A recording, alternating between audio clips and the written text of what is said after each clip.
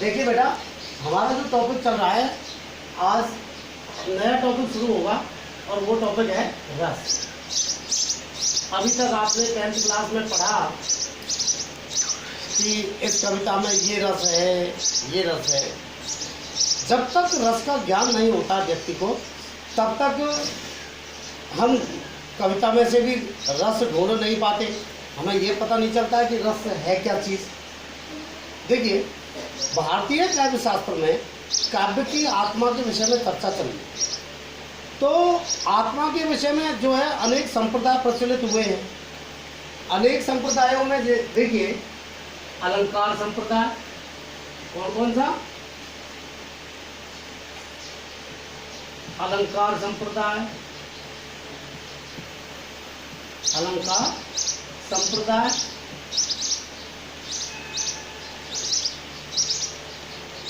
वक्रोक्ति संप्रदाय, वक्रोक्ति संप्रदाय,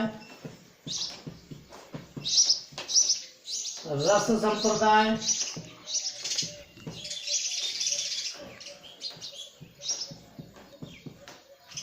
रीति संप्रदाय,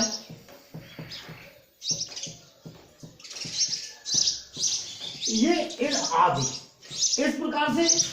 अब जो अलंकार संप्रदाय वाले जो लोग हैं, उन्होंने अलंकार को ही काव्य की आत्मा माना है। वक्रोक्ति संप्रदाय ने जो है वक्रोक्ति संप्रदाय के जो आचार्य हैं, उन्होंने वक्रोक्ति, वक्र उक्ति, टेढ़ा कथन, इसे को ही जो है काव्य की आत्मा माना। रीति संप्रदाय वालों ने रीति को काव्य की आत्मा माना, और रस संप्रदाय वालों ने रस को काव्य की आत्मा माना। तो काव्य की आत्मा का मतलब है काव्य का मुख्य तत्व क्या है। काव्य में मुख्य तत्व क्या है? तो किसी ने वक्रोक्ति को माना, किसी ने अलंकार को माना, किसी ने रीति को माना, किसी ने रस को माना है। मारकर दूसरे को माना। तो जो है इस प्रकार से यहाँ रस संप्रदाय के जो आचार्य हैं, उन्होंने कहा है वाक्यम रसात्मकम काव्यम, वाक्यम रसात्मकम काव्यम, अर्थात जो रस युक्त वाक्य है वही काव्य है। वाक्यम रसात्मकम, रसात्मकम काव्यम। इनका मानना है कि रस युक्त वाक्य ही काव्य होता है। इनका मानना ये। अब ये जो रस शब्द है पहले, तो रस शब्द है, ये रस शब्द की उत्पत्ति कैसे हुई है? रस शब्द की उत्पत्ति जो है, रस में अच प्रत्यय के योग से इसकी उत्पत्ति हुई है। कौन सा प्रत्यय? रस में अच प्रत्यय, रस में अच प्रत्यय के योग से इसकी उत्पत्ति हुई है। अब सबसे पहले हम ये समझें कि रस क्या है। रस क्या है? तो आप देखते हैं कि भोजन में स्वाद को रस कहते हैं। भोजन के मामले में किसको कहते हैं? स्वाद को रस कहते हैं। जीवन के मामले में जल को रस कहते हैं। बीमारी के मामले में औषधि को रस कहते हैं। और काव्य के मामले में आनंद को रस कहते हैं। किसको कहते हैं? आनंद को। बहुत से बातों में कई बार हम हंसी मजाक चल रहा होता है या कोई बातें चल रही होती हैं, तो उसमें लोग वाग कहते हैं, जब कोई बहुत अच्छी बात कह देता है तो जो कह देते हैं, अरे यार रस आ गए। रस आ गए मतलब इट्स मीन आनंद आ गया। तो इस प्रकार से जो है रस के अलग अलग क्षेत्रों में अलग अलग अर्थ हुए। जीवन के क्षेत्र में जल को रस, और बीमारी के क्षेत्र में औषधि को रस, और जो है भोजन के मामले में स्वाद को रस, और काव्य के क्षेत्र में आनंद को रस। अब आप देखिए, रस की उत्पत्ति काव्य में होती कैसे है, इसको मैं आपको जरा समझाता हूं। काव्य में रस की उत्पत्ति कैसे होती है, इसको समझने का प्रयास कीजिए। तो देखिए ये जो रस है ये चार इसके अंग हैं, चार। कितने अंग हैं रस के अंग? रस के अंग, तो रस के अंग हैं चार। रस के चार अंग होते हैं, चार अंग होते हैं। अब इनको हम अंग भी कह देते हैं, तत्व भी कह देते हैं, ठीक है। विद्वानों ने इसके लिए एक सूत्र कहा है, विभवानुभाव व्यभिचारी संयोगात रस निष्पत्ति। विभवानुभाव व्यभिचारी संयोगात रस निष्पत्ति। विभाव स्थायी भाव, विभाव, अनुभाव और संचारी भाव, इनके जो है संयोग से ही रस की उत्पत्ति होती है। तो विद्वानों ने ये सूत्र कहा, कौन सा सूत्र? विभावानुभाव, विभावानुभाव व्यभिचारी, व्यभिचारी संयोगात, संयोगात, संयोगात रस निष्पत्ति, निष्पत्ति। अर्थात विभाव, अनुभाव और व्यभिचारी भावों के संयोग से रस की निष्पत्ति होती है। इस आधार पर रस के जो अंग हैं वो सबसे क्या है? स्थायी भाव, स्थायी भाव, दूसरा विभाव, विभाव, तीसरा अनुभाव, अनुभाव और चौथा है संचारी भाव, संचारी। आप रस के इन चारों अंगों को, इन चारों तत्वों को पढ़ेंगे, आपको बहुत आनंद आएगा। आप एक एक तत्व को, एक एक अंगों को मैं आपको समझाता हूँ। कुछ भाव हमारे हृदय में हमेशा मौजूद रहते हैं, हमेशा मौजूद रहते हैं। जो भाव हमारे हृदय में हमेशा मौजूद रहते हैं और समय आने पर या उचित अवसर आने पर वो भाव उत्पन्न हो जाते हैं, वो भाव उत्पन्न हो जाते हैं। तो वो भाव जो हमेशा मौजूद रहते हैं वो भाव कहलाते हैं क्या? स्थायी भाव। जैसे अब हमको, आपको क्रोध नहीं आ रहा, क्रोध नहीं आ रहा है, लेकिन क्रोध का अगर कारण बने, कोई कारण बने, कोई हमसे गलत बात बोल दे या हमारा अपमान कर दे या हमारे जो है साथ में कोई और अभद्रता कर दे, तो हमें क्रोध आ जाएगा। तो क्रोध का कारण बना, क्रोध का कारण बना, और तब जाकर के हमारे हृदय में जो स्थायी भाव है, क्रोध नामक स्थायी भाव, उसकी उत्पत्ति हुई। दूसरी बात, कोई व्यक्ति अगर ऐसी बात कह दे कि हमें हंसी आ जाए, जबकि अब सामान्य रूप में हंसी नहीं आ रही है, सामान्य रूप में हंसी नहीं आ रही है, लेकिन हंसी का अगर कोई कारण बन जाए तो हमें हंसी आ जाएगी। ये जो हंसना, दुख करना, क्रोध करना, उत्साह उत्पन्न होना, घृणा उत्पन्न होना, ये सब के सब हमारे मन में स्थायी भाव है, स्थायी भाव है। और ये जो स्थायी भाव है ये समय आने पर या उचित अवसर आने पर ये प्रकट हो जाते हैं। इसीलिए इनको क्या कहते हैं जी? स्थायी भाव कहते हैं। तो मैंने आपको चार ये अंग बताए हैं, स्थायी भाव, विभाव, अनुभाव और संचारी भाव। इन संचारी भावों को व्यभिचारी भाव भी कहते हैं, ठीक है ना। अब हम आपको स्थायी भाव के बारे में बताते हैं, स्थायी भाव के बारे में बताते हैं। स्थायी भाव,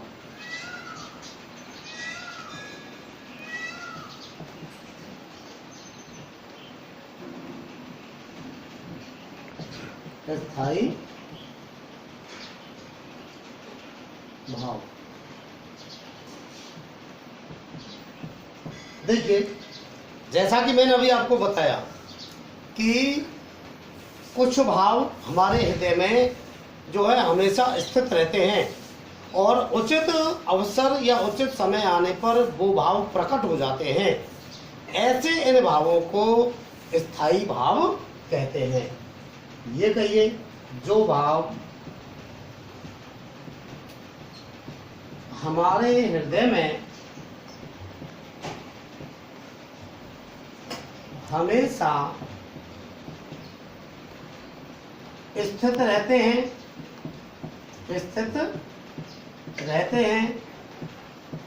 और उचित अवसर या समय आने पर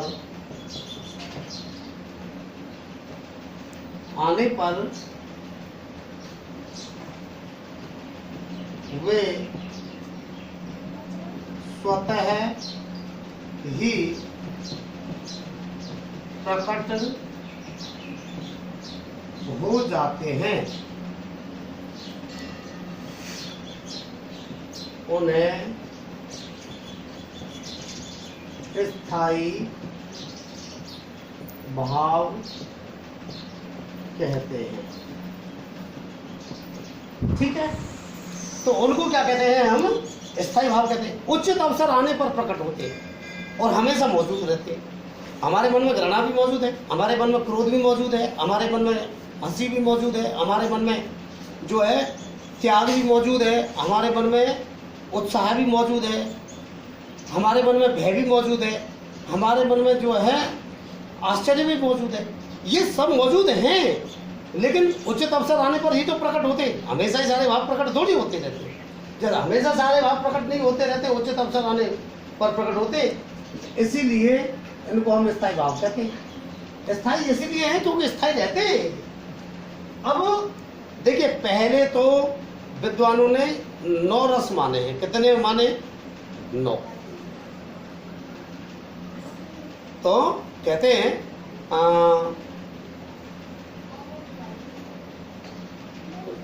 षड रस भोजन में कहे नवरस काव्य ही मान, यानी 6 रस भोजन में माने और 9 रस काव्य में माने। लेकिन अब विद्वानों ने 2 रस और बढ़ा दिए। कितने? 2। इसलिए वर्तमान में 11 रस हैं। कितने रस हैं? 11। और प्रत्येक रस का एक स्थायी भाव होता है। प्रत्येक रस का एक स्थायी भाव होता है। अब मैं आपको पूरे के पूरे 11 रस ने 11 रस और उनके स्थायी भाव आपको मैं बता रहा हूं।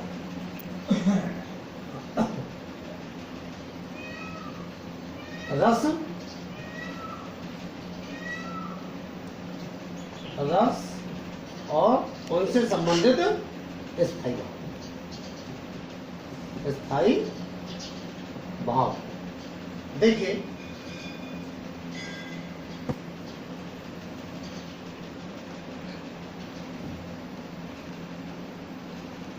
सबसे पहले रस श्रृंगार रस। कौन सा? श्रृंगार। श्रृंगार रस का स्थायी भाव है रति। क्या होता है इसका स्थायी भाव? कौन सा? रति। श्रृंगार रस का स्थायी भाव कौन सा होता है? रति। तो दूसरा है भक्ति रस। भक्ति को छोड़िए, दूसरा है वीर रस। वीर रस का जो वीर रस का जो स्थायी भाव होता है वो कौन सा होता है? वीर रस का स्थायी भाव होता है उत्साह। कौन सा होता है? उत्साह। ठीक है। तीसरा जो रस है वो रस है शोक रस। करुण रस। करुण रस। तो करुण का जो स्थायी भाव है वो है शोक। इनको मैं आपको समझाऊंगा अभी। करुण रस का स्थायी भाव क्या है? शोक है। ठीक है। चौथा है हास्य रस, हास्य रस का स्थायी भाव है हास, हास कहते हैं हंसी को, ठीक है। जो है पांचवा है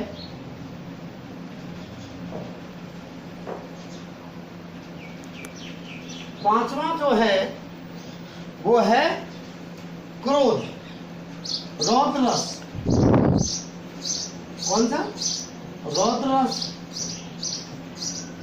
तो रौद्र रस का जो स्थायी भाव है वो है क्या? क्रोध।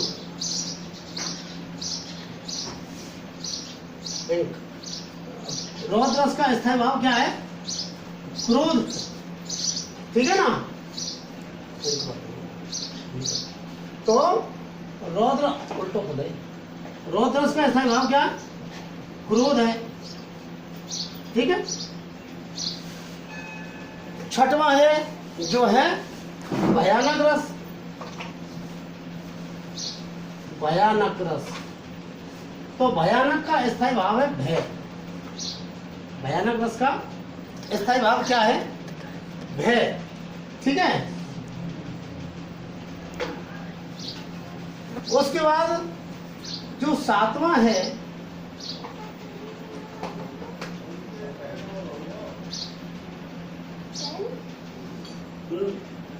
इंक है, उसमें इंक बोल दो।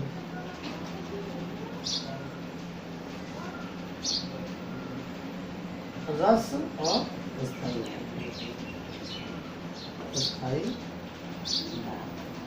ठीक है। तो सातवां जो रस है वो है विभत्स रस, विभत्स, विभत्स रस। और विभत्स रस का जो स्थायी भाव है वो है घृणा। क्या?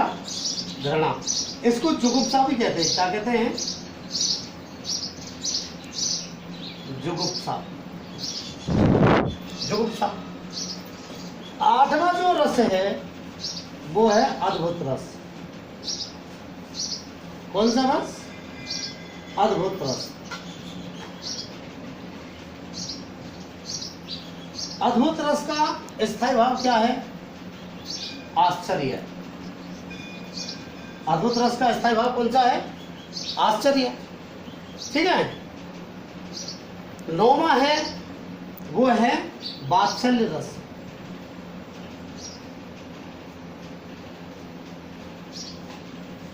रौद्र लिखेंगे पहले हम, रौद्र तो हमने लिख लिया है। वीर, करुण, शांत, हास्य, रौद्र,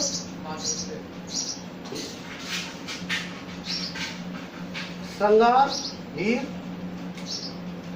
शोक,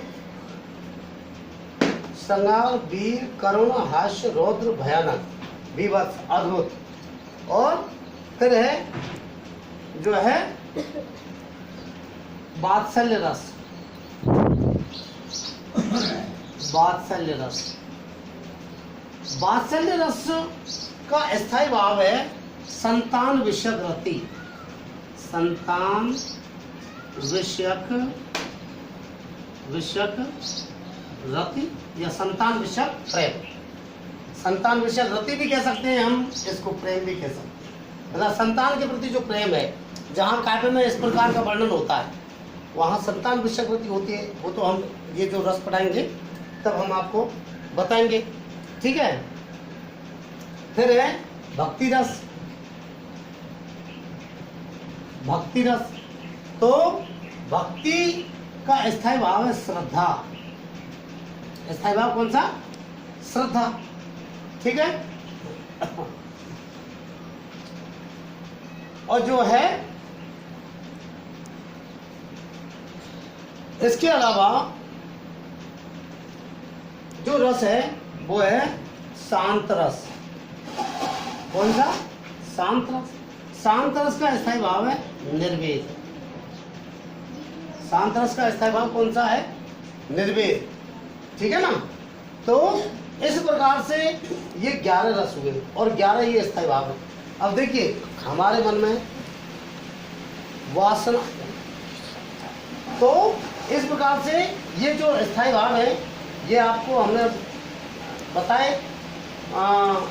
और श्रृंगार का रति हो गया, वीर का उत्साह हो गया, करुण का शोक हो गया, हास्य का हास हो गया, रौद्र का क्रोध हो गया, भयानक का भय हो गया, विभत्स का घृणा हो गया, अद्भुत का आश्चर्य हो गया, वात्सल्य का संतान विषक प्रेम हो गया, भक्ति का श्रद्धा हो गया और शांत का निर्वेद। ये सारे के सारे स्थायी भाव हमारे मन में हमेशा मौजूद रहते हैं, लेकिन समय आने पर प्रकट होते हैं। इनको आगे समझाएंगे हम कल।